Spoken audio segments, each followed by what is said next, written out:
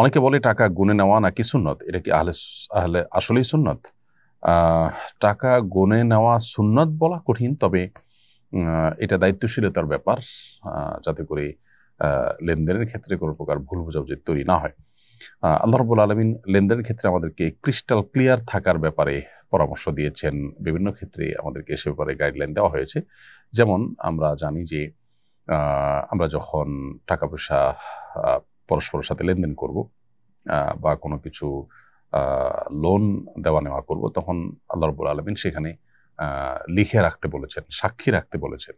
এসবগুলো এই জন্য যাতে করে জিনিসটা ক্রিস্টাল ক্লিয়ার থাকে, কোনো প্রকার বোঝাপড়ার মধ্যে গরমিল তৈরি না হয়।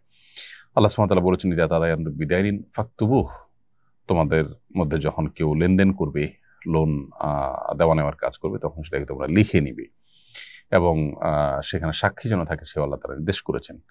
তো এগুলো হলো লেনদেনের মধ্যে যাতে কোনো প্রকার ঝামেলা তৈরি না হয়, ঝামেলা তৈরির পথ যেন খোলা না থাকে, সেজন্যই এই নির্দেশনা দেওয়া হয়েছে। বিধায় এখানে এরকম কোনো কথা নেই যে টাকা পয়সা গুনে নিলে আলাদা সুন্নত, নির্দিষ্ট করে এটাকে সুন্নত বলা যায়, আসলে এরকম বলা কঠিন। তবে হ্যাঁ, টাকা পয়সা লেনদেনের ক্ষেত্রে গড়ে নিলে নিজেদের মধ্যে ভুল বোঝাবুঝির কোনো পথ খোলা থাকে না। লেনদেনের ক্ষেত্রে এরকম আচরণ করতে হয়। আরবিতে একটা প্রবাদ আছে, তা আমারু কাল আজানিবি ও তা আশারু কাল আকারিবি, তোমরা আর্থিক লেনদেন যখন করবে সেটা অচেনা মানুষের সাথে লেনদেন করলে যেরকম লেনদেন করো, চেনা মানুষের সাথে লেনদেনটা ওইরকম করবে। অর্থাৎ পরিচিতি গণার দরকার কি, এই মানসিকতা রাখবে না। তাহলে সেক্ষেত্রে নিজেদের মধ্যে আর ভুল বোঝাবুঝি তৈরি হবে না। এটা কোনো হাদিস নয়, তবে এটা একটা উক্তি।